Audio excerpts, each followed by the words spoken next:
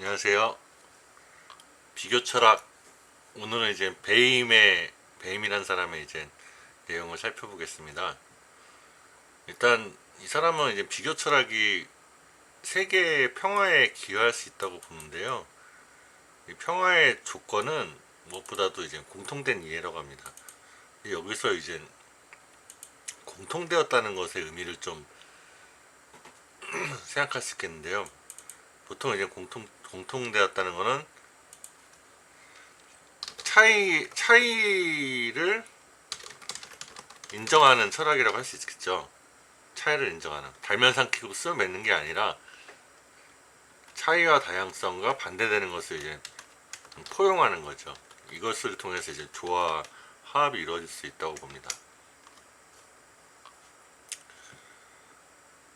이제 남의 입장에서 좀 생각해 볼 수도 있는 거고, 일단은 다를 수 있다는 걸 알아야 이제 남의 입장에서 생각해 볼 수가 있겠죠.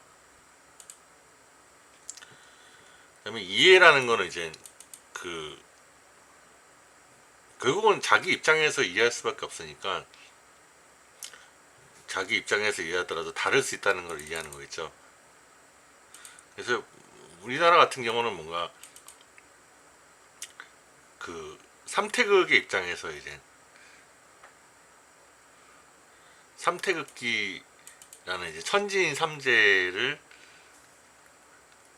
그 우리 시각의 기준으로 삼아서 뭐 상대방 입장을 뭐 일원론이나 이원론 뭐 둘 중에 하나로 뭐 이해할 수도 있을 거예요. 이걸 하나 이제 예가 될 수 있겠죠. 예를 들면은 뭐 삼극기, 삼태극기와 같은 천지인 삼재의 시각에서 일원론이나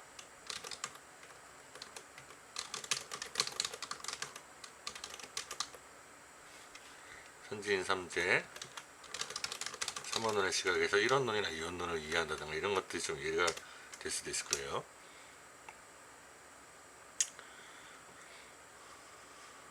보통 우리들은 근본적인 전제 조건들이 도전을 받는 형식으로 뭐 예를 들면은 개인을 중심으로 생각한다든가 뭐 공동체를 중심으로 생각하는 사고라든가 이런 것들이 이제 도전을 받을 수가 있죠. 아니면 이슬람 같은 경우는 알라 신이라는 유일신을 믿는 전제가 이제 도전을 받을 수도 있고, 서양은 기독교적인 사고가 도전을 받을 수도 있겠죠.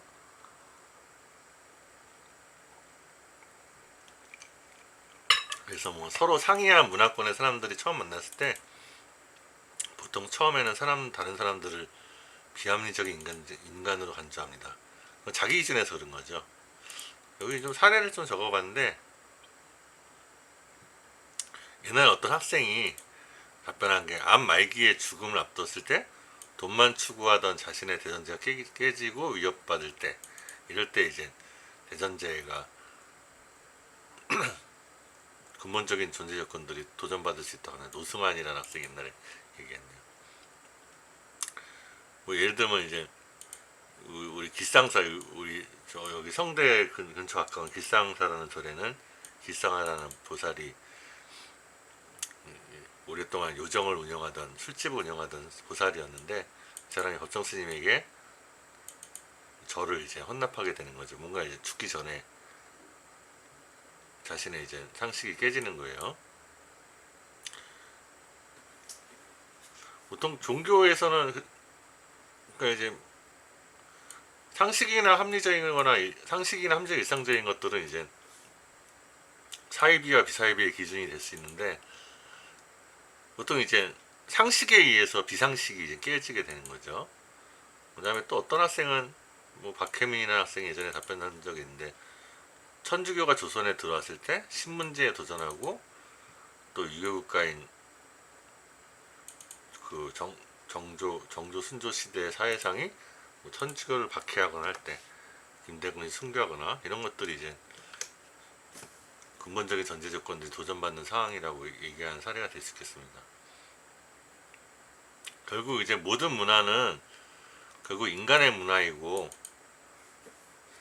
인간만이 어떤 정신적인 사고 활동을 할 수 있기 때문에 정신의 산물이 이제 문화죠. 이 문화에 대한 신념이 나름대로의 자연적인 원인을 가진다고 합니다. 이 자연적 원인으로는 어떤 자연 환경적인 원인이 될 수 있어요. 뭐 지형이라던가 또 역사적 전통이라던가.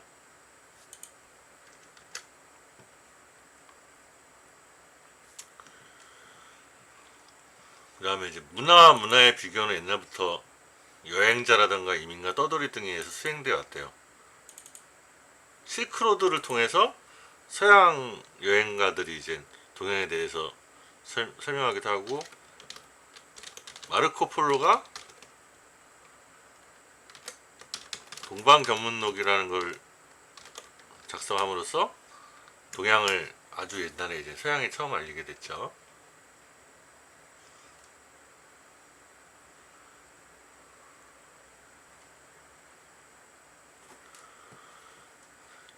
일단 요 필자의 입장은 동서 비교 철학을 뭔가 이해에 있어서 어떤 지식이라던가 진리라던가 어떤 확실성이나 어떤 추리 과정이나 어떤 직관, 서양 같은 경우는 지적 직관이라던가 정신적 직관이 될 수 있을 거고, 동양은 뭔가 신체적 직관이나 생명적 직관, 좀 공통적으로 뭔가 신적 직관일 수도 있고요. 서양도 기독교를 믿었기 때문에 기독교는 신적 직관일 수가 있을 거고요. 이제 확신은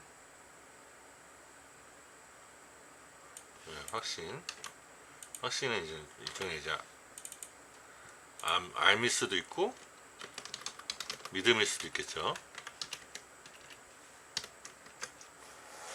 둘째로 이제 어떤 철학의 욕망, 소원, 희망, 의지, 요구, 어떤 행동이나 실천의 차원도 될 수 있을 거고요. 이런 차원에서 좀 비교를 하고 있습니다.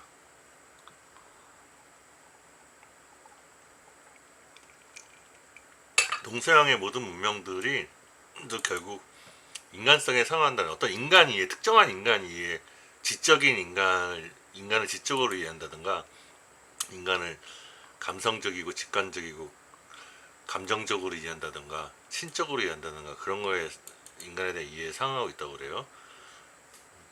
그래서 이런 이해들이 동양과 서양이 다르게 나타나기 때문에 서로 동양과 서양이 상보적이고 보완적이라고 할 수 있다고 합니다. 또 이제 우리나라 가끔 이제 제가 이제 천지인 삼재의 관점을 얘기하는데, 하늘과 땅을 매개하는 것이 사람이니까 사람이 또 이제 돈과 서를 매개할 수도 있고요.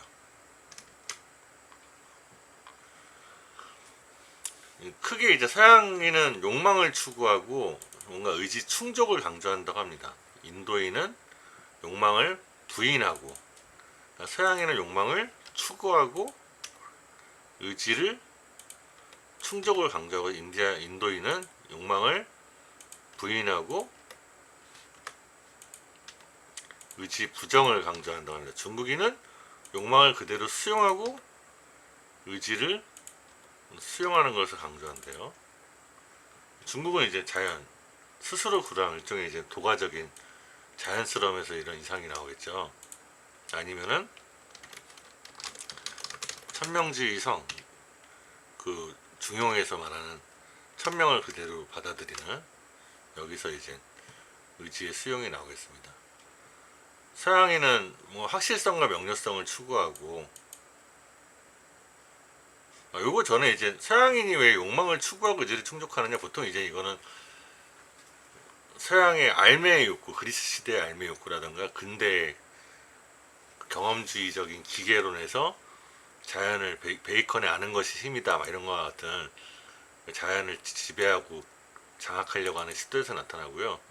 인도인들은 요가라던가 이런 걸 통해서 자기 육체를 덜어버리고 욕망을 억제하려고 하는 것에서 부정이 나타나고 합니다. 중국인 아까 말했듯이 이제 도가적인 무의자연이라던가 어떤 자연스러움, 그런 것에서 인위적이지 않은 것에서 의지 수용을 강조하고요.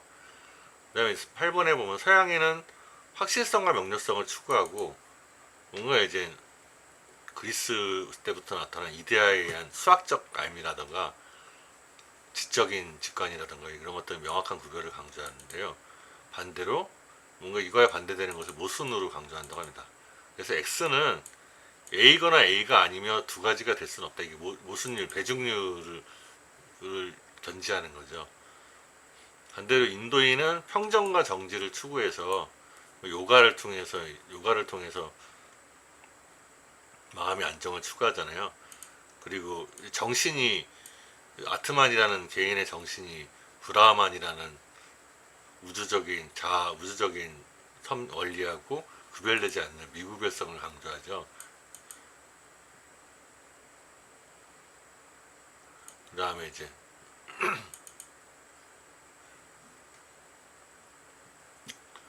그래서 이제 반대되는 현상까지도 환상으로 생각한다고 합니다. 그래서 X는 A도 아니고 A가 아닌 것도 아니며 A가 A와 A가 아닌 것도 아니며 A가 아니거나 A가 아닌 것이 아닌 것도 아니고 이런 식으로 되게 불교적인 논리에도 나타나고, 여기 이제 용수라는 사람이 중론에서 이제 얘기하기도 합니다. 중론에서 이런 게 나타나고, 그 다음에 이제 금강경이라는 불교의 이제 금강경이라는 경전에서 마땅히 머무는 바 없이 마음을 내어라. 그러니까 이제 아까처럼 어떤 논리에도 머무르지가 않는 거죠. 상에 머무르지 않는 도시.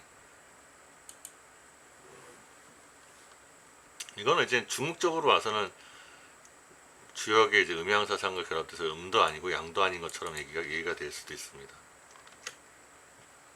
반대로 중국인은 조화를 추구해서 반대를 서로 상보적인 것을 관계로 강조합니다. X는 A면서 동시에 A가 아니다라고 하죠. 이게 이제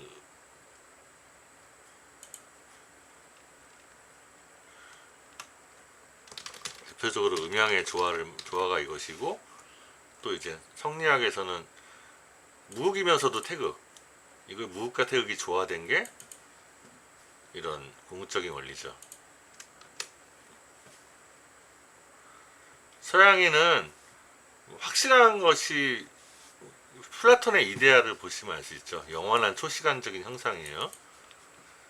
절대 불변하고 무한하고, 그 다음에 그 형상의 외적인 현상과의 관계와 어떤 수학적 측량을 전제해서만 알 수 있다고 합니다. 인도인들은 직관을 통해 알 수 있다고 믿고, 중국인들은 가정과 자연의 조화를 우리가 참여하면서 어떤 실천적인 수행을 통해서 알 수 있다고 하죠. 실천적인 수행은 뭔가 지각될 수 있는 반복되는 과정인 거죠. 이걸 이제 말하자면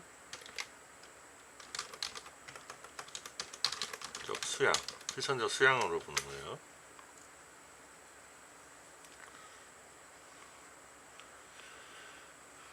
그 다음에 아무리 좋은 것이라도 지나치면 나쁘게 된다는 이런 것이 이제 중국의 중용사상에서도 나오게 됐죠. 다시 또 서양과 동양을 비교하면은 명확한 분별성을 이상으로 하는 서양은 분석을 통한 분석과 탐구를 강조하고, 분석을 강조하고 모든 실제를 다양성으로 설명하려고 노력합니다. 이게 이제 서양의 이제 환원주의죠. 원자론. 데모크리토스의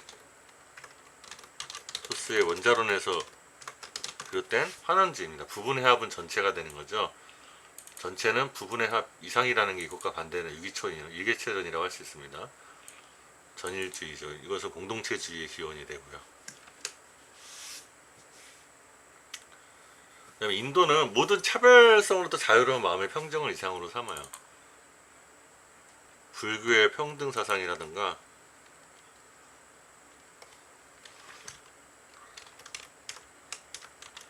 요가의 신비적인 요가 수행에서 아트만과 신비적인 합일, 이런 것들이지. 개인적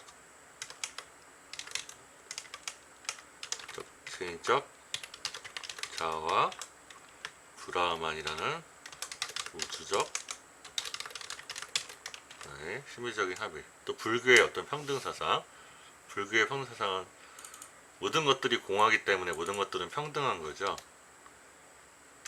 이런 것들은 이제 이걸 통해 자유로운 마음의 평정이 이상이 되는 거예요. 그래서 모든 환상적인 자아를 부분이 없는 전체와 같은 궁극시체, 이 브라만이죠.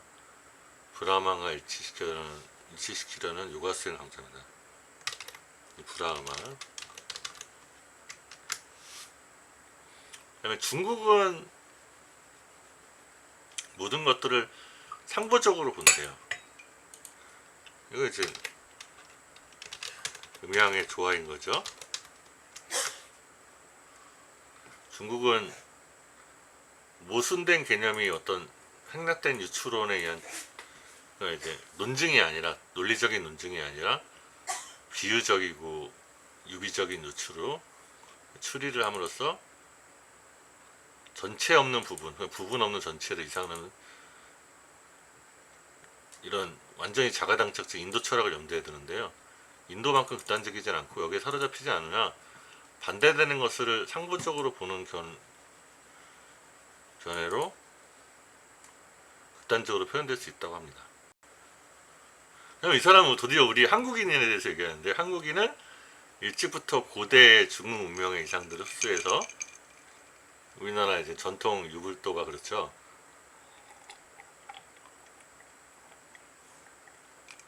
한국인은 그래서 의지의 수용 경향이 배어 있대요. 중국처럼. 그리고 한국인은 뭔가 자연과 문화가 가져다는 욕망, 좌절, 만족이 결국 보람 있는 삶을 만들 것이라는 신념을 가지고서 뭔가 이제 이게 개벽사상이라던가 이런 것들이 이제 이 사람이 여기 적긴 하네. 해원상생이라던가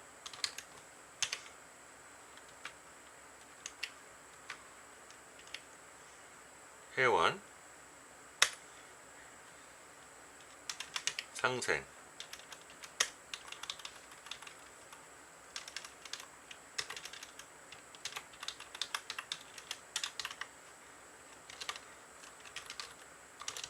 개벽사상 이런 것들이 이제 이것에 해당될 거예요.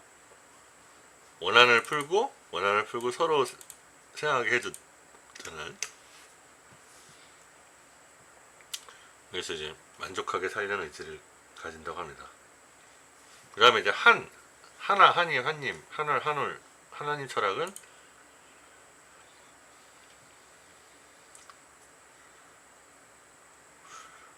상반성을 상보성으로 받아들이는 도가 사상을 잘 표현했다고 하는데, 한국인의 심성은 조화를 추구하는 한국의 국기의 태극문이 잘 나타났다고 해요. 근데 하지만 이 사람은 좀 삼태극이라던가 천지인삼재나 이런 것까지는 생각에 미치지 못한 것 같아요.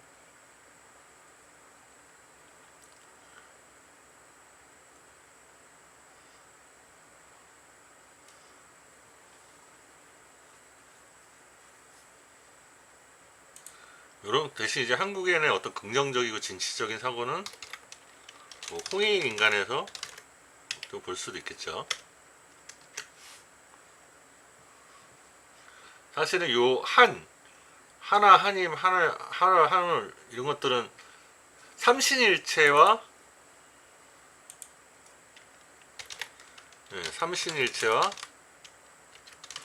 삼태극, 천지인삼재와 관련이 있는데 이거에 대해서는 좀 언급을 안 하네요. 그 다음에 상보적인 상반을 이상으로 삼고 있는 이러한 한국인의 사상은 가정과 국가적 화합 이상의 의미를 가진다고 하면 되게 종교성이 있는 거죠. 당군신화라던가 이걸 좀 약간 당군신화의 영성에서 찾을 수 있을 것 같아요. 당군신화의 어떤 신이 선민 의식이라든가 이런 것들이 좀 있죠. 이것과 저거 음양의 논리라는 이상이 줄 수 있는 화합.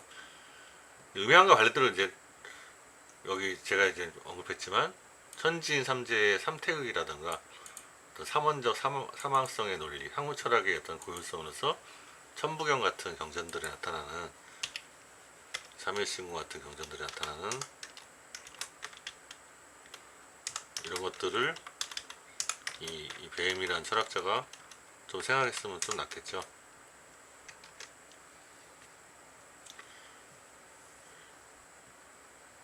그 좀 긍정적으로 봤는데 이렇게 한국의 문화적 이상이 세계의 모든 갈등에서 세계 평화 증진에 기여할 수 있다고 보았습니다.